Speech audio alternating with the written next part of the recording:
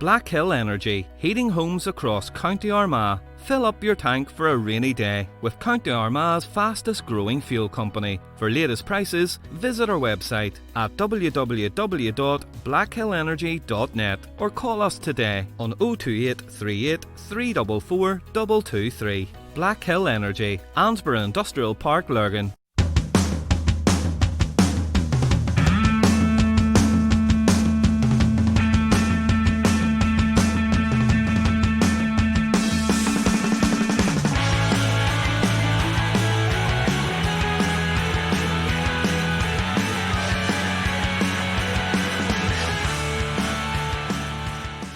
Welcome once again to the Eye on the Ball. This is your host Elaine Ingram. There has never been a more appropriate time to speak to this week's guest. Padraig Mallon has achieved the extraordinary as an athlete. He's only the third man in the world to have swam both the English Channel and the North Channel solo. He's also the first ever Ironman Iceman in the world. He has sailed the Atlantic and scaled Kilimanjaro amongst a huge amount of other feats. Padraig is a true adventurer. In 2016, he opened Infinity Swimming Pool in Bessbrook, where over 1,200 children and adults of all abilities have learnt the joys of swimming. Padraig's love of the water, particularly open water swimming, is just as much a mental challenge as it is a physical one. Padraig fully believes in the spirituality that comes from what he does, and he and his crew and the other swimming coaches at Infinity instill this on a weekly basis amongst the children. We spoke about all of his adventures and the huge achievements and challenges that he's overcome in freezing waters, including the torture of recovery, and how it's opened his mind and become a huge spiritual part of his life. So I'm here with Padraig Mallon at Infinity Swimming Pool in Bessbrook, and surrounded by trophies and medals, along with the gorgeous looking pool down below us. And so Padraig, it's nice to meet you. Nice to meet you also. Can you tell me a little bit about, first of all, about this pool, or how this came about? So back in 2005 we were going to build units on this pool, on this site. The downturn came, we held back on developing it, and my uncle Milo McCourt, the legend. Yeah, the legend. Yeah. We had a few pints one night in Doyle's, and he was saying, let's build a pool, and I was going that is so crazy to even contemplate building a pool. So we put in the plans, and lo and behold, it's maybe 4 years now we have this pool. So back in 2016, we opened the pool in around that, and it's been amazing. We teach about 1,200 children per week how to swim. We've got masters. To the eldest lady we had in here was 78, and we were teaching her how to dive. And it's just amazing what water does for people.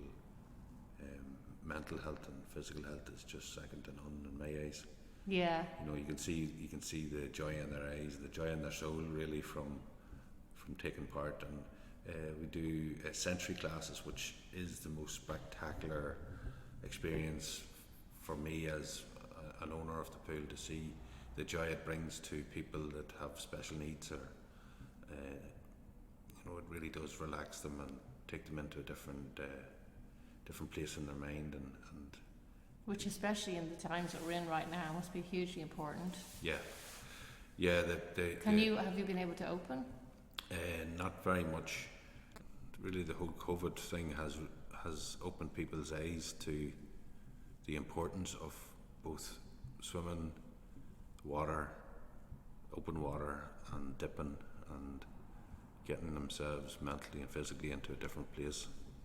It's always been there, obviously, but it's so much more evident now of the benefits of water.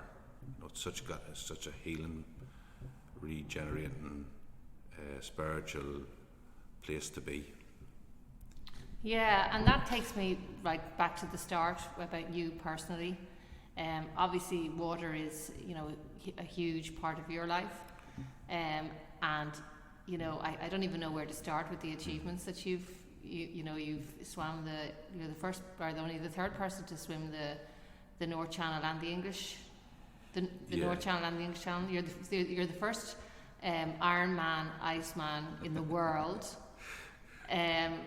Where did it all start? It really started from mother and father, just always having an adventure, going on holidays to Donegal or Westport, and the sea was always part of our life. When we were growing up, going to different sports events, and seeing our parents being in the water, it's a natural progression for us to do it. And some of my earliest memories are in Camelot Lake, jumping at the big rock, jumping in and diving down to see if you can get a stone from the bottom, or big massive waves to me as a child in Westport, in Donegal. So that progressed, and I always had love for boats, and never really big into swimming. My sister was the swimmer in the family, Colleen, and I would have crewed for Colleen through her bigger swims, and that really created the love for open water swimming and long distance marathon swimming, because I seen the journey that she had to go on, both for training, coaching mentally, physically, different types of coaching in the water and out of the water, and then the whole crewing aspect of it really made me think and understand what was going on around the swimmer and what the swimmer was thinking, and the swimmer's needs during the swim. And one of the first swims I crewed for Colleen was the Clew Bay swim, which is 10 kilometres from Clew Bay into Newport. I just couldn't believe it. All these swimmers had swam like for maybe 3 hours, and they were perfectly fine after it and enjoying this sport, and that really got me into thinking a bit more about open water swimming, the longer stuff, instead of maybe the normal swims we would around here would be in the Lordy and Lady at the Lake, which is 2.7, and that was a big swim for any of our family to do when we were children. And how hard is it is the hardest aspect of it getting used to the thoughts of the cold for me is probably what would put me off more than anything. Is it more physical, is it more mental, or how do you get used to, or does your body adjust to the cold over the years of doing it? Or yeah, so particularly when people are young, they don't know very much else other than it's a wee bit cold. Like we would have been not thrown in, but horsed into the water and way on and play yourself, and like. Yeah, kids don't seem to feel the cold in the water anyway. They'd be in there for hours in the sea. Yeah. So then when you grow up like that, you've very little worries about cold. Now it takes something different to get into your minuses when the sea temperature's minus, but and you do lose it. You know, it's not like cycling. You can ride a bike, you can ride a bike. You do lose it if you don't use it. Is it almost like a Zen-like experience? At the moment, I've lost all my cold water tolerance, so wouldn't be too Zen for me at the moment. But when you build up the tolerance to be in the water for 15, 20 minutes, or even 10 minutes or 5 minutes, like especially see the energy that you will get will last you at least a week. And really, that's all it takes, is that walk in, walk out. Even though your body adjusts to the cold water, as you said, over the season, if you just continually do it and you just if you keep at it, initially that first toe dip into the water, is it always the same? Is it always the first bit is always the hardest. The first, it's just like anything, like going for a walk or going for a run or going for an exercise. The intention is and making the first move to jump in the car with your swimming trunks and your towels is the hardest part. Then yes, getting into the water, it is freezing. It doesn't get any easier, is what I'm asking you, I suppose. It does, because the more you realise the benefits of it, totally outweighs the whole hardship of actually having to go and get into the cold water. So, and even taking off your clothes and just in the cold. Yeah, you do. and you really just have to zone out and just go for it. And there's no other easier way to do it. You get your gear onto you, and then arrive actually with your gear on. Take your gilet off or whatever clothes you may have off, and just go for it. Yeah. Because the notion will be off you in no time, and once you start chickening out at all, it sort of builds up from there. But you will realise the benefits of it afterwards, and even for days after it. You know, it's really, particularly for me, the sea, it's really something else. Do you think it takes a special type of person, or do you think it's for anybody? No, it is for anyone. It really is, and that's one of the things that holds a lot of people back, that they believe, no, I couldn't do that. I couldn't. I think I'm sorry to say I'm one of those. Yeah, well, you know, if anyone's got aches and pains, or even mental health issues, or anxiety, or problems at work, or unable to deal with stress and things like that, definitely have a go on the QT, or get someone to come with you just to keep you right, and or even there's enough groups out there. Give us a shout, and we'll mentor you and keep you right, and give you pointers. But it certainly outweighs. Wetsuits aren't allowed. You can't go in a wetsuit. It doesn't count though, does it? It doesn't feel the same. You don't get the full immersion of it. You know, you really don't. Now, it's different what your aim is. Then some people are trying to train in the colder water in the winter, or even the summer, or maybe their body isn't adapted to it. And there is people that aren't adapted to cold water. Full stop. Yeah. Can't deal with it, and that's cool. And there's people that bodies are adapted to it, but mentally they just don't have the confidence. You know, and that's something that they can work on. But if they realise their weakness, then they can work on those points. Yeah. You know, but I can't stress it enough. It is for everyone. It really is. Just have someone that you trust with you, that you know that will look after you. Don't do anything silly. Go out of your depth of that. Dunk your head, splash around, and try to just extend your time by 10 seconds each time, or 10% each time. And before you know it, you know, there's groups for everyone out there.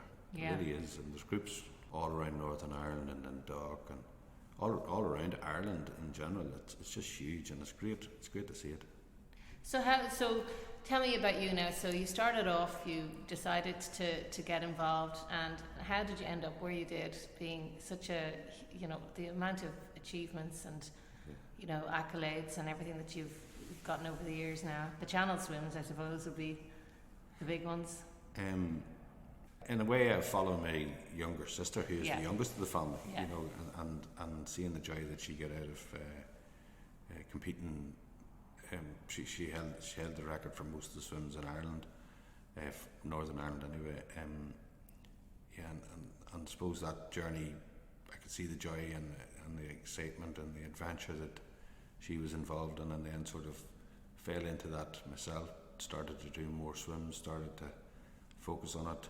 We were all part of Newry Morn Swimming Club in Newry, and so we were all swimmers, maybe not the top competitive swimmers, but we enjoyed it. So we were able to swim. So then the journey just sort of morphed into, we decided to do the Guinness World Record in Campbell Lake. So that was 380 kilometres, took us 9 days, 10 nights, 24/7. Was it the Guinness World Record for the longest open water relay? Yeah. Right. So that was more of an organisation challenge, where we, over a period of a week, we got 220 swimmers from all over Ireland to come and do. What year was this? That was 2009. 2009. Right. Yeah, so that was the beginning really of us as children, cousins, and really realising, you know, what was possible out there. So we pulled that off, and it was ratified by Guinness World Record, and it was such a great achievement. For for the community to do it.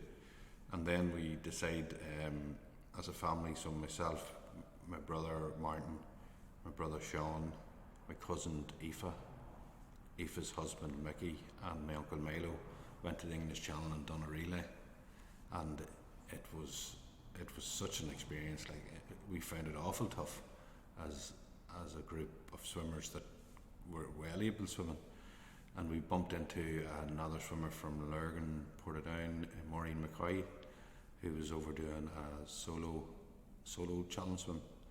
So we thought we were the best, we had the bee's knees, doing this relay swim, and then finished our swim and met up with Maureen, who had just completed the English Channel. We were going, this is amazing, like, how could someone actually physically, mentally do that? Like, on their own. On their own, like, we couldn't understand it at all. So the light bulb went off? Yeah, so that was just, the light bulb opened. We went then as a team, the same team, and went to the North Channel and done the North Channel, where it was freezing, absolutely freezing. Was that harder, physically much harder? Yeah, I think it was mentally. I mean, you had to deal with currents and stuff like that too, or? Yeah, with both of them, sort of, you have to deal with the currents, but you leave that all up to the pilot to deal with. So basically, you just stick with the boat and pilot. And how many hours was that? That was in around the 13-hour mark for both swims. But all the time we were learning, and we were enjoying the adventure and enjoying the experience as a group of swimmers. And I remember coming back from the North Channel going, this is just unreal of sport, like, because it was so many different things. It was like, I was always used to doing triathlons when I was a child, or not marathon, running and mountain running and cross country running, and it was a totally different sport. Your mind was 50% of it, which I enjoyed and never had experienced before. So came back then from the North Channel, and I said to myself, I'm going to swim the North Channel. I want to swim it. It's my home turf. I want to do it. It's such a Everest of a swim. Yeah.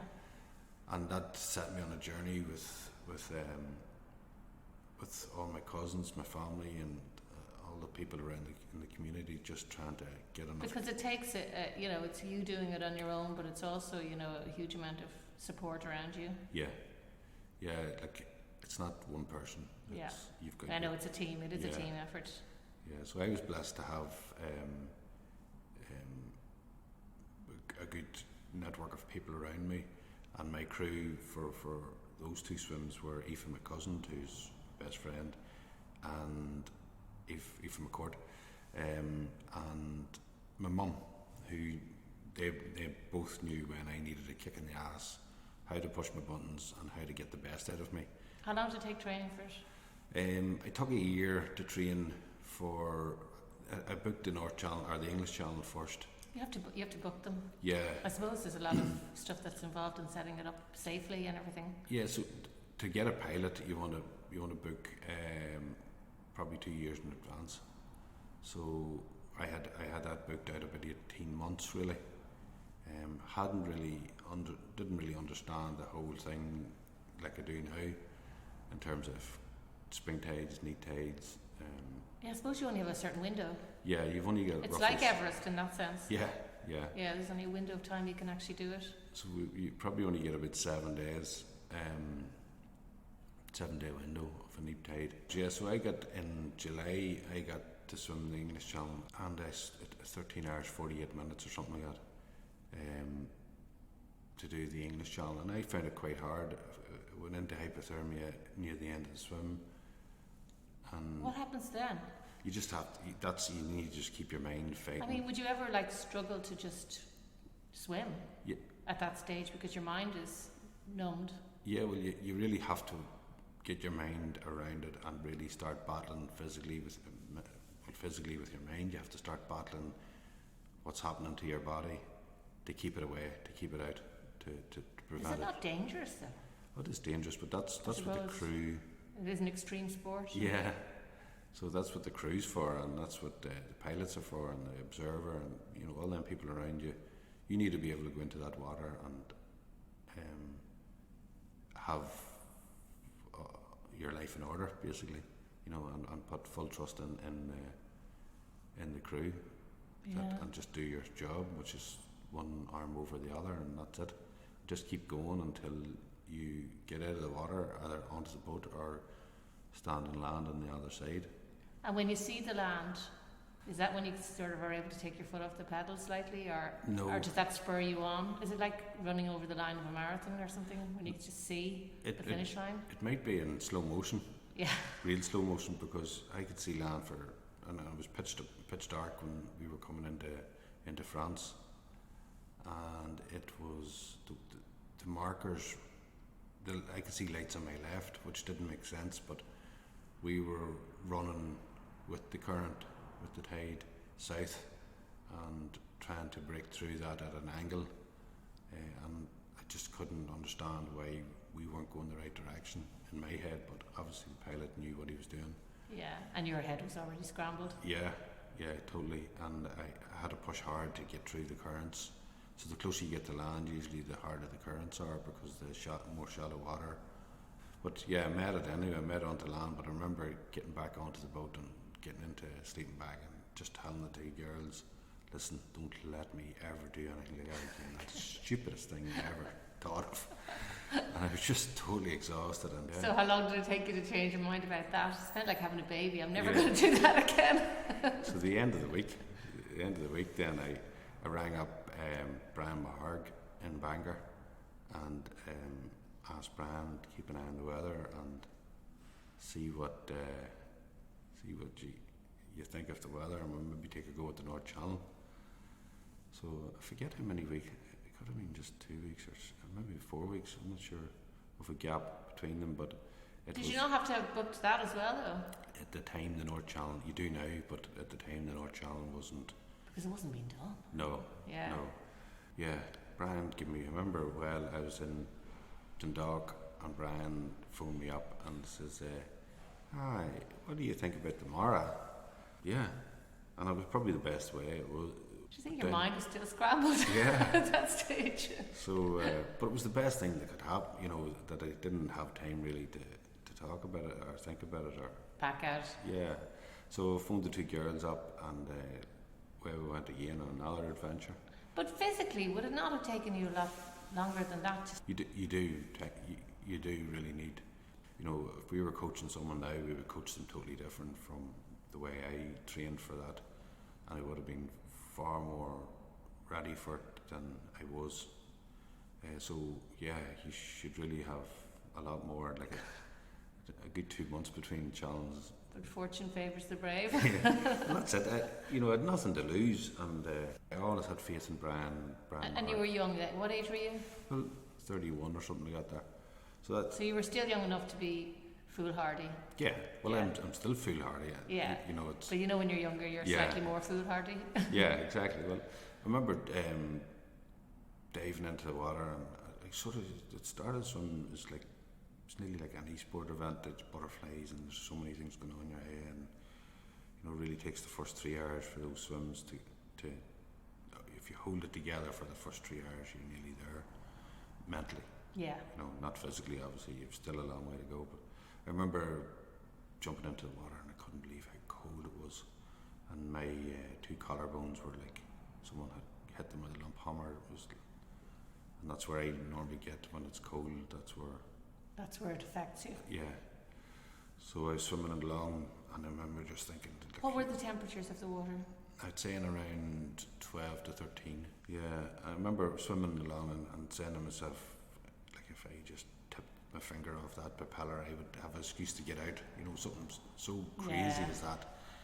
But then I was learning about meditation during all those times, and I started to meditate and visualize and mantras in my head and stuff like that, and really, really worked, really, really strong effect from doing that. And before I knew it, I was taking along nicely. In the zone. Yeah, and I strangely found the North Channel easier or a nicer experience than the English Channel. What about jellyfish?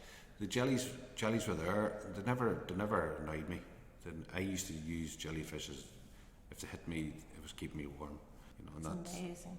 yeah, it really is, and not because I did it. It was never. It was always about a mental and physical adventure for me, and it just happened to be that swimming was where it took me faster and deeper and longer to get into them zones. You know, Yeah. and the ice swimming then would have really fast forwarded that whole effect, that adventure, and I mean exploring my own mental brain. Yeah. You know, and ice swimming done that So you on a super fast way. so you went on from that to decide to do more ice swimming. Yes, I was in Cork at a swimming awards at the time, and I heard these girls talking about going to Siberia and a few drinks in.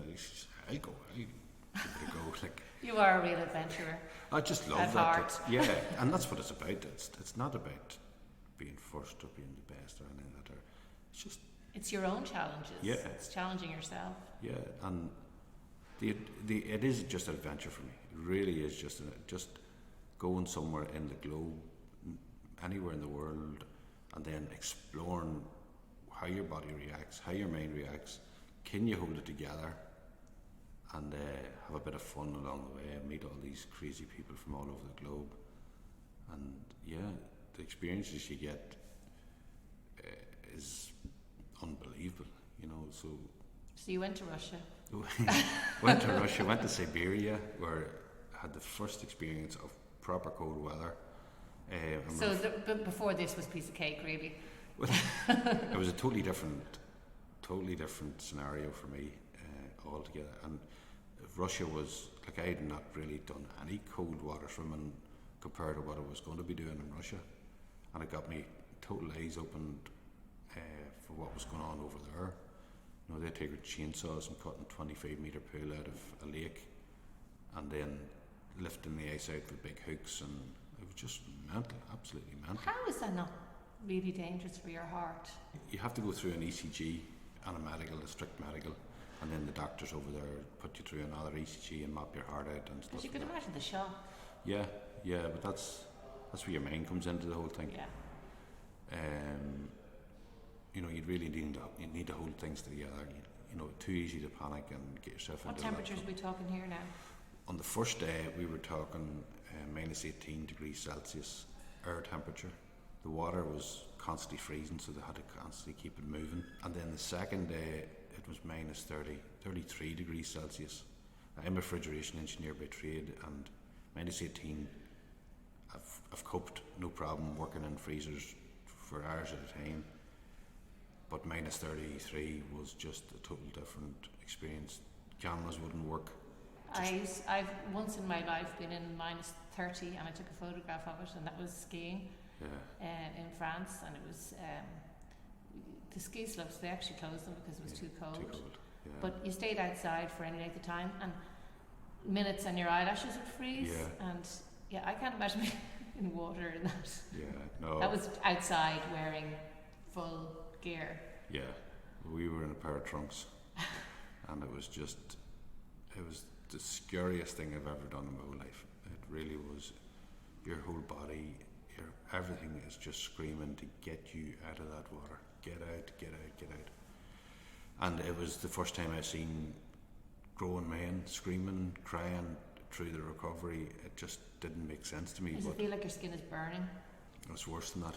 It's like someone is trying to pull your veins out of your body. It's just horrific. It's like someone smashing your fingers and toes with a lump hammer. That's the recovery now. When you get into a zone in terms of the swim, and you can hold it together, the longer you can hold it together, the better for you. If you want to stay in, but you're really on a tightrope in terms of if you go too long, you're getting too close to the edge, and you need to know when you're getting close to get out. It's just a totally Did different. anybody like get seriously injured or die Not, or anything? not that time, but there has been people died at events before. Yeah. So we went to Germany. We set up some ice swimming here in Ireland, which is going quite strong, and learned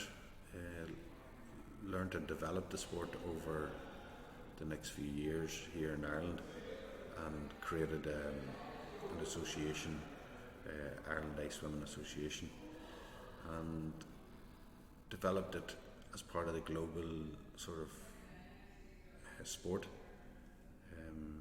and made it safer. We now have courses that you can go on to learn the ins and outs of it, how to run an event, how to keep it safe, what the regulations are in terms of temperature, swimming attire, what in terms of courses, or swim courses, and recovery. So it's a safer sport now. It's a massive sport now. So this year, unfortunately, there will be no events because of COVID. Yeah. But it's still happening. We're so lucky that we're surrounded by water. We should really, embrace it more. And we are embracing it. If you counted the amount of people going into the water today throughout Ireland, you'd have tens of thousands. Yeah. You really will. And that is from people maybe swimming a kilometre to people staying in the water for 10 seconds. And I suppose, one of the positive things to come out of this whole COVID situation, which there aren't too many, but that people are appreciating what they have around them more. So you're probably getting an awful lot more people that are, they can't go off to Spain or wherever else to, on their summer holidays to get into the nice warm water and realise the benefits of getting into to the sea here, or, and being able to appreciate the water. Yeah, we're so lucky. We're so lucky that we are so close to the sea, no matter where you are in this country. Yeah, you're never too far away. Or close to the water. It doesn't have to be a big lake, or it could be a small pond, or it could be on top of a mountain, or whatever. As long as you're making use and you're staying safe in the water, it's excellent. That's what it's for. Never swim alone. Always swim in a group, and don't push it too far in the winter. Have fun and push it a wee bit, but don't go over the line, because recovery can be scary if you go too far, and it can be dangerous. The recovery can be painful. If you're only in the water for 10-15 seconds, there's going to be no recovery. If you're in the water 30-40 minutes, there's going to be recovery, and the recovery is going to be painful, and it's just learning how to manage and how you best cope in that recovery situation. So, how long does it take, the recovery, usually? It could take 20 minutes, or it could take an hour, depending on who it is. It's an experience on its own, and all those experiences, what attracted me to the different types of swimming was that I was pushing my body, my mind, and learning about it all along the journey. When I'm driving past one point and see older people, if I'm allowed to say that, with a woolly hat on and doing a wee breaststroke, I'm saying to myself, good woman, that's class. That's, they know the benefits of it, and they're really enjoying life, by being out there in the great outdoors. Yeah. And then you went on to tell us about the first Ironman Iceman in the world. Did they invent this title just for you? I don't know how that came about. Stephen Monatones from California came up with that one. He operates WOWSA, World Open Water Swimming Association. Yeah, which you won the award for. I don't know how that happened either, but anyway. You won Swimmer of the Year. Yeah. What year was that? That was the 13, I think, 13, 14. It was because it was done the double. Because the double, yeah. Yeah. I mean, talk about being an all-rounder. You also climbed Kilimanjaro for the Newry Hospice. Yeah. So, what was that like? That was a fantastic experience. Lauren O'Malley and Conor Bannon. Yeah, that's Banjo's. Banjo's son. Banjo's wife and Banjo's son. Yeah. So again, it was just adventures. Rang me up, caught me in the right day. Want to have a go at this. And what was it like going up instead of across? As in, yeah, going from altitude to... So the altitude, I've had experience with altitude during swimming before in Tibet. We were invited over to China through the Russian swim that we were at in Siberia, and took part in Yellow River sprint across the river. But they opened the dam, and the water got faster, so it was like you're trying to swim 1 kilometre across a river, and if you didn't make the goalposts, which were probably 800 metres downriver, then you were disqualified. So they just kept on doing these heats, but every time the heat was over, they would open the dam and the water would get faster, and it was at altitude. So when we came to the end of the swim, so it's like I'm a celebrity on acid or something. Something like that, yeah. So when we came to the end of the swim, they had all these bladders and with hoses coming out of them. I thought, well, no, just keep away from that, whatever the hell that was. But we quickly realised that because of the altitude, there was oxygen in the bladders. Oh, right. And the next few swims that myself and Milo took part in, we took them because the recovery after it was far easier than gasping, you know. And it's like trying to swim with someone with a plastic bag over your head. Yeah. You know, it's just the altitude. Yeah. So that was a class experience. And then I had something similar to that. And then on the last day of Kilimanjaro, and the altitude is something that I will explore more.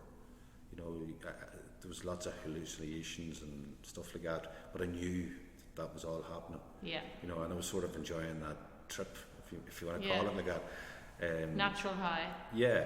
So, and the hardship of that, and I think out of all these things, the ability to suffer. And see where your mind goes is something that's... It's very spiritual. Oh, definitely. Yeah. Definitely. And I found... And I suppose being in Tibet, that whole... that must have added to the experience of the spiritual nature of everything that you've been doing. Yeah, because I would be sort of leaning towards Buddhism as a religion and a way of life, and... because that really is their ethos, isn't it? Yeah, just don't do anything to anyone else, or I'm not big into it, but I just, that's the way my mind would think, you know, in terms of religion or of way of life, you know, just be good to everyone around you, and karma, and you know, just look after everyone and look after the earth as well. You know, it's very becoming more evident every day that how important it is, like. Yeah. You know, because really the earth doesn't need us. We're the well, we're that's the ones. We're the ones going to be dumped off it. It's going to survive longer than us. Exactly.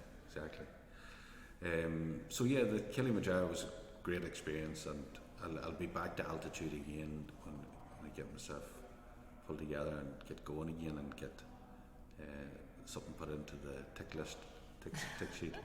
There's nowhere else for you to go. Yeah. No, there's following Elon Musk. Yeah. Well, there's loads. Like booking your trip to Mars. Yeah. To see if I can do a bit of swimming up there, but even sailed across the Atlantic with two people, and that, alright, I was sailing, I wasn't rowing like some people's done, but that there was a great experience, mental experience, and the realisation how tiny us humans are on this planet. Yeah, when you're in a vast ocean. Yeah, vast ocean and storms. And at the mercy of the seas. Yeah, like it really does give you a different perspective on the human race and how insignificant we really are compared to the overall might of Mother Nature. Yeah. And we had a couple of hurry moments there, and that, looking back on all those different things, like great experiences, great adventures. That's really, so there's a good trend of adventures in anything that I do. And really, if someone rang me in the morning and said, "Listen, what do you think of this here? We'll have a go at it." And the nuttier would be, the better, really. It's a good way to look at life. Yeah, and don't be afraid of them pushing the boundaries moments, because as everyone says, that's where we grow, and you really do. And more about the adventure of learning about yourself and learning about your own mind, and where you can go physically and mentally, and building that confidence up, and then in pairing that into, like here in the pool, like all these children come through the door, and you could see the sparkle in their eyes after their first stroke, and you're going to yourself, you just on the start of something amazing here, keep going, and you know that some of them might keep swimming and have a beautiful journey throughout their whole life until the day of the day, and some of them might fall away from it, but they'll always have that skill of being able to swim. If they fall into the water somewhere, they can look after themselves, or they can enjoy the beach somewhere nice and warm, or they can go to Siberia and swim in the ice, or go to Antarctic, and it just gives them children that ability to just dream, and we're big in trying to give the children them tools, not just for swimming, but just wee things in life that they're learning here by being interacting with the coaches and interacting with other children, and behaviour, and just looking after each other and looking out for your teammate and things like that. All them things help. And their life skills. Yeah, and we're blessed here with the teachers we have. They're on the same wavelength as us. Like, and we're not saying we're wacky or anything like that. We're not. We've been around the world, and we've seen a lot of different things, and we enjoyed it all, and we want to instill that into the children that come through the door, because they're our next generation. Yeah, they're the future. Yeah, they are the future.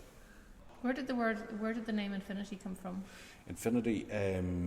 So we were in Warm Point one day, sitting in the cafe, and we're just thinking and coming up with ideas and brainstormed, and then there was a photograph of a boat outside Narrowwater Castle, and it had Infinity on it. He says, that's a class name, and that's to infinity and beyond. To infinity and beyond, but it's really it really is fitting for what we do and what we stand for. It's endless, and it's just constantly growing. Yeah. And it's not one person; it's a huge community. Everyone has their input and their place, and it's becoming global as well. So we've people that work with us constantly from all over. We've got a pilot coming from San Francisco to work with us this year on the North Channel, or next year on the North Channel. And that's, we open our doors to everyone and anyone. Yeah. And we've helped develop a pool over in Nepal, and some of our teachers go over to Nepal and teach the monks, the junior monks, how to swim, and it's been really lovely to see it develop. And at the time, how the relationship came about, at the time we were building the pool, the monks were here at Padraig Mallon's doing a ceremony, and they blessed the pool, they blessed the foundations of the pool as they were being put in. So we built up a relationship with them. So every year that they're back, we make plans then to go over to Nepal to work with them. So there's a group of 3 ladies. They were meant to go this year, but it never happened. But next year they'll go to Nepal to teach the young guys how to swim. Wow, because I suppose they're not used to it in Nepal. I mean, they're very they're surrounded by mountains. Yeah, the Himalayas. So it's all a good experience. Yeah. Okay, well listen, it's been really lovely to talk to you, Padraig. Thanks very much. No problem. Thank you. I hope you enjoyed this episode of The Eye on the Ball. If so, subscribe to our podcast and to Armagh Eye. If you've any suggestions about what you'd like to hear, or any comments at all, feel free to send us a message or leave a comment. And I hope you'll join me next time for The Eye on the Ball.